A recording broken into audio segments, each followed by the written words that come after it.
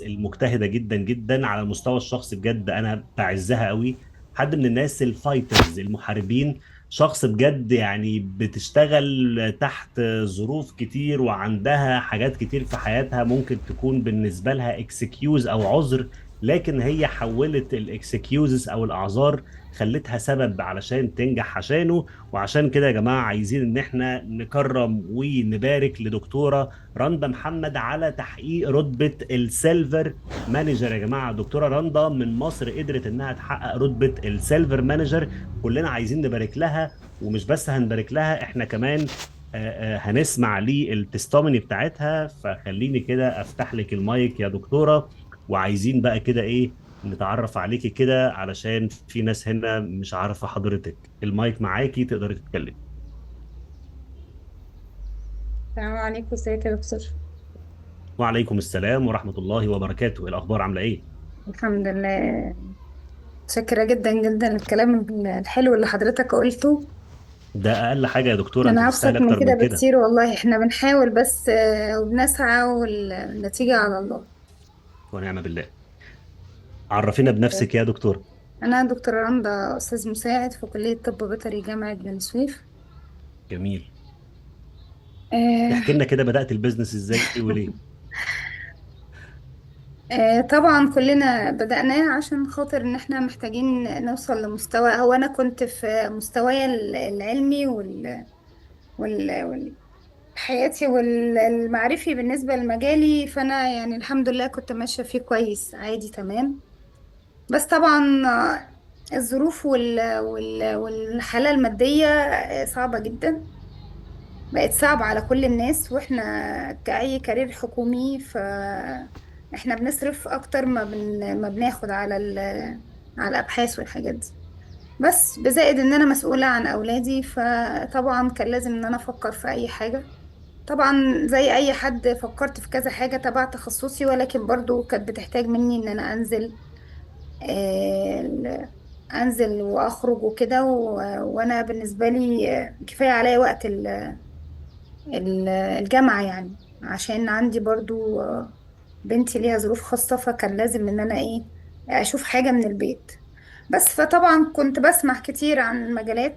كنت بحب الجرافيك ديزاين واتعلمت كتابة محتوى وحاجات كتير. بس برضو ايه، اللي هو انت دايما مش لاقي حد او مش لاقي حد معاك في الموضوع، ولازم برضو تاخد وقت طويل عشان تحفر مكانك في الحاجة دي. فما كنتش برضو بقى بكمل او مش عارفة السكة ازاي، او مع ضغط الحياة فكنت بنسى بقى، وتلاقيني برضو عند نفس المكان. بس فكنت شفت الدكتورة إيمان بوست على جروب دكاترة زمايلنا، كانت بتتكلم عن المشروع. فكلمتني وكده وقالت لي برضو عرفت بس هي كجنرال كده كفكرة عامة. ولكن طبعا انا كنت المايند سيت بتاعتي مختلفة عن دلوقتي خالص. وموضوع ان انا لازم يبقى معايا الفلوس عشان ابدأ، وموضوع ان انا طبعا الخوف من الفشل ده بيخلي الواحد يفشل فعلا. او ان انا افكر ان انا اخطو خطوة جريئة، او ان انا ما افكرش غير في ان انا انجح بس، او اسعى واسيب الباقي على ربنا. دي كانت لسه يعني ايه، احنا مش واخدين عليها، او بالذات احنا ماشيين في كارير فممكن يكون مش بنفكر بالطريقة دي اصلا. بس فقلت لها والله يا دكتور انا مش جاهزة دلوقتي. معلش ممكن شوية كده، اصل انا عندي وعليا ديون وعليا حاجات كتيرة، فمش هينفع ان انا ادخل دلوقتي. بس وبخلص ابحاثي والكلام ده. جيت بقى بعد سنة، كان تقريبا عدى المايكون ودكتورة ايمان كلمتني. انا ما كنتش اعرف اصلا عن يعني انا في الاول ما دخلتش ولا سمعت اصلا. يعني انا ما فكرتش ان انا ادخل. بعد كده بقى لما عدى سنة وشهر تقريبا او ثلاث يعني انت شهور بدأت يا دكتوره في البيزنس بعد ما عرفتيه بسنه؟ بس انا ما كنتش عرفته تفصيلا. انا اصلا رفضت او مش رفضت. انا مجرد ما عرفت إن حاجة كبيرة ومحتاجة مبلغ والكلام ده، انا ما دخلتش. يعني ما دخلتش ان انا ما حضرتش اصلا. اوكي. بس فلما قالت لي بقى تاني وقالت لي في ابديتس وفي مشروع ال10,000 وفيها ناوية، طبعا انا كنت نفس النظام يعني في نفس المكان، نفس الديون بل بزيادة. يعني دكتورة ايمان تابعت معاكي بعد سنة؟ اه بعد سنة. ما شاء الله، بصراحة بالها يعني انا طويل قوي. اصلا قبل ما تكلمني تقريبا بيومين ثلاثة، باسبوع، كنت بفكر ان انا اكلمها او افتكرت، بس كنت بدور على الاكونت بتاعها الكونتاكت على بتاعها. الماسنجر. اوكي. اه بقول ايه طب اشوف الدكتورة اللي كلمتني، بس انا مش فاكرة. بس طبعا مشغوليات الحياة لقيتها مرة واحدة بعتت لي، وقلت ايه ده انا كنت بدور عليكي في نفسي يعني. بس فلما قالت لي هتسمعي، قلت لها لا انا معاكي، قولي لي بس المفروض ان انا اعمل ايه واسمع ايه وامتى. انا هدخل يعني هدخل وهسمع وهشوف ايه يعني الموضوع انت لازم. اصلا كنت ما عنديش يعتبر حل واخدة تاني. قرار ان انا هستغل بقى الفرصة دي وزي ما تيجي تيجي. استغل الفرصة على الاقل. طب اسمعي يعني اللي هو ايه، انا عند نفس المكان وبنفس الديون، مش معايا الفلوس برضو هي ما بعد خلصتش سنة. الابحاث هي يعني أنا نفس الوضع هو. فاللي هو ايه، يعني احنا يعني ايه اللي هنخسره اكتر من اللي احنا خسرناه في الدنيا؟ عايز اقول لك يا دكتورة، الموضوع ده انا بالنسبة لي يعني انت عملتي لي كليك دلوقتي. كليك في حاجتين، يعني رقم واحد ان الاستمراريه بتاعت دكتوره ايمان خلت يعني زرعتها من سنه، الحصاد بتاعها كان بعد سنه. فاهم ازاي؟ ده من ناحيه. من ناحيه تانية، نفس الشخص ممكن يكون دلوقتي رافض ومعيش فلوس ومش هقدر اتصرف. سبحان الله، ربنا بيبدل الاحوال وتلاقي الشخص لا هو اللي عايز وهو اللي بيتصرف وهو اللي بيكون واخد الخطوه يعني. فانت فتحت دماغي لحاجتين مهمين جدا دلوقتي يعني. بس فسمعت بقى وكنت قعدت مع دكتورة، مع تقريبا يعني كان دكتور أيمن، دكتور شهاب حضرتك، ودكتور خالد، دكتور محمد دكتور خالد محمد خالد. تقريبا. اه يعني قعدت مثلا 3 مرات فولو غالبا بعد ما سمعت البرزنتيشن، عشان ما بس طبعا، ما ايه. انت قعدت سنه لحد ما ساين ابتي، طبيعي تقعدي ثلاثه فول بقى. ما هو على اساس ان انا ايه، طبعا انا اول مره ما اسمع عن المشروع وكلام وكده، فطبعا ظهرت قدامي اسئله، وظهرت جميل. قدامي حاجات بقى من النوع اللي هو الحلال وحرام، طب نصب مش نصب، طب مرخصه مش مرخصه، الحاجات اللي هي طبعا كان لازم اسال عنها. بس ولقيتي اجابات لكل الكلام ده؟ اه فهي كانت الفكره بقى في المبلغ، فطبعا يعني كان لازم بقى خلاص انا نويت، يعني الفكره كانت في دماغي خلاص، واللي هو ايه لازم ابدا، هبدا من دلوقتي. وده طبعا برضو ايه اثر فيا كلام الدكاتره، سواء حضرتك او الدكتور ايمن اللي قعدت معاهم يعني، والدكتور ايمن برضو قعدت معايا فيه، ان هو يعني انسب وقت ان هو دلوقتي، ما تستنيش لبعد كده، ان وقته بيضيع على الفاضي، الوقت ده اتعلم فيه احسن من ان انا اضيعه وخلاص. ولازم اتصرف عشان ما ينفعش ان انا افضل زي ما انا، هو برضو بعد سنين هفضل زي ما انا برضو. فاللي هو انا مش حكاية اجرب بس انا داخلة وناوية وعايزة اعمل حاجة.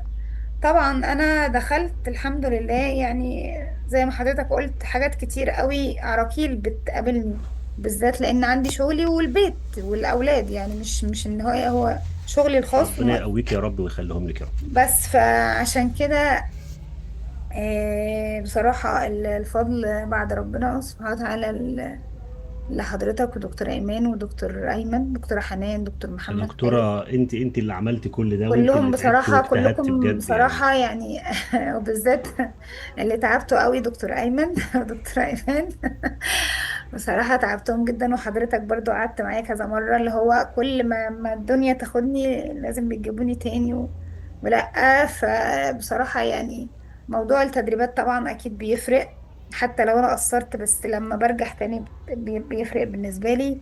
طبعا أهم حاجة الاستمرارية فعلا، إن أنت ما توقفش، حتى لو وقفت شوية لا ما تقفش خالص، ترجع تاني. طبعا تسمع كلام الأبلاين وتحضر التدريبات وتحاول تطبق زي ما هما بيقولوا بالظبط فعلا، يعني هي دي بتفرق. ما تمشيش بدماغك. تستعين بالله طبعا في أول وآخر حاجة، إن أنت ونعم تستعين بالله. بالله، وتعرف إن أنت يعني هي حتة المايند سيت بتاع إن أنت المفروض ان انت الشخص اللي انت جايبه او بتدعيه ده ان انت هتفيده. هي بتفرق. ملكش دعوة بقى هو هيرفض ولا مش هيرفض. التفكير بقى الاوفر ثينكينج اللي احنا بنعمله ده طبعا انا كان عندي طبعا كل المشاكل دي طبيعي كلنا بنمر بيها. بس دكتور ايمان وحضراتكم جميعا يعني بتحاولوا تظبطوا الدماغ انها تفكر بطريقة كويسة. مش هزود عليكم بس يعني بشكركم جميعا وبفضل دكتورة الله بجد احنا فخورين بيكي والله حضراتكم. جدا جدا، وربنا يكرم ومستنيينك ان الجميع. شاء الله في المايكون. وبجد يعني اه دي خطوة واكيد طبعا موفقة اشجع واللي كل جاي ان شاء الله. الناس ان هم يحضروا المايكون لان اكيد هيفرق بما انه فرق مع كل الناس الكبيرة في المجال وكل الناس كل اللي بيقول تجربته بيقول ان المايكون فرق معاه. فطبعا حتى لو انت مش بتعمل نتائج دلوقتي فاكيد او لسه بادئ جديد فكونك ان انت كمان الناس الجديدة اللي هي داخلة في المايكون بالمايكون جديد في الشهر ده. فانت كده يعني حظك كويس اوي ان انت داخل وهتحضر المايكون اول حاجة. فده هيبقى حلو جدا بالنسبة له ان شاء الله. يا ربنا يوفق الجميع يا رب ان شاء الله. شكرا ليكي يا دكتورة رندا، بجد والله فخورين يا بيكي، دكتور. وان شاء الله يعني الجولد يلا اللي بعده عندنا لسه رانكات يا رب كده. جميع ان شاء الله. ربنا يكرمك ويوفقك ان شاء الله، بجد فخورين بيكي جدا جدا شكرا جدا. لحضرتك. بالتوفيق ان شاء الله. طيب بصوا يا جماعة، يعني بجد انا ليا بس تعقيب كده سريع. انا لما دخلت البيزنس ده في البدايه خالص ما عملتش نتائج سريعه، ويمكن الكلام ده يعني كان حاجه من ضمن الحاجات اللي كنت دايما حاسس ان اكيد ربنا هيكرمني في وقت من الاوقات، اكيد انا بتعب، اكيد انا بعمل مجهود فربنا هيكرمني.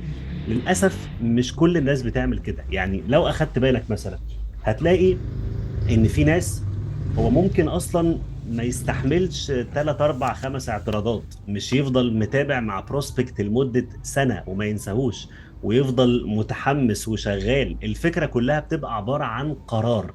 وخليني اقول لك بقى من الحتة دي، هو ليه في ناس بتنجح وليه في ناس ما بتنجحش؟ لان في ناس بتبقى واخدة القرار انا هنجح، انا مش هوقف، انا هفضل مكمل لحد ما اوصل لكل حاجة نفسي فيها. وفي ناس تانية ما بتكونش واخدة القرار ده. فطبيعي جدا انك انت اثناء رحلتك لما تقابل تحديات، لو انت مش مقرر انك انت تنجح فطبيعي جدا التحديات تتغلب عليك. طبيعي جدا الاعتراضات بتاعت المرشحين تبقى شايفها حاجة كبيرة قوي لما حد يقول لك ما معيش فلوس، ولا ما عنديش وقت، ولا اصل مش عارف مين وفلان وقال لي ايه وعاد ايه والكلام ده كله. طبيعي جدا تلاقي الكلام ده بيأثر فيك قوي لو انت مش واخد قرار ان انا هفضل مكمل لحد ما اوصل لكل حاجة. لو انت مش واخد القرار ده كل حاجة هتبقى صعبة. كل الحاجات اللي انت بتمر بيها هتبقى مستصعبها جدا وشايفها حاجات تقيلة جدا جدا. تخيل دلوقتي دكتورة ايمان لو ما كانتش فضلت مكملة ومستمرة في البيزنس ده، حد زي دكتور رندا ما كانتش بدأت معاها. ما هو طبيعي جدا لو أنا مرشح اتعرض عليا البيزنس من شهر شهرين ثلاثة خمسة ستة، وبعد كده دماغي اتغيرت بعد فترة وحبيت إن أنا أبدأ البيزنس ده، فلقيت الشخص اللي كان كلمني ما بيتكلمش عن البيزنس أصلا أو مش موجود أو طبيعي جدا ان انا مش هبدا. صح ولا مش صح؟ تخيل بقى كام شخص ممكن يكون انت دلوقتي بتعرض عليه البيزنس ممكن ما يبداش النهارده، ممكن ما يبداش الاسبوع ده، ممكن ما يبداش الشهر ده، بس ممكن يبدا بعد شهر اتنين تلاته خمسه سته سنه اتنين، عادي جدا بيحصل. اهم حاجه هل انت واخد القرار من البدايه انا هفضل مكمل لحد ما انجح، ولا انت عندك احتماليه كده، عندك باب هروب انت فاتحه في اي وقت كده؟ باب الهروب ده لو انا والله يعني اتضايقت كده ولا زعلت ولا احبطت ولا زهقت فانا ههرب من الباب ده. لو انت فاتح باب للهروب تأكد انك كده كده في اي وقت من الاوقات هتلاقي نفسك فتحت الباب ده وهربت منه. لو انت قافل الباب ده اصلا هيحصل حاجتين. رقم واحد، هتشوف في نفسك مهارات عمرك في حياتك ما تخيلت ان هي موجودة. انا كده كده قافل باب الهروب فانا لازم انجح، فهيطلع منك مهارات انت عمرك ما كنت متخيل انها تطلع منك اصلا لانك قافل باب الهروب. تمام.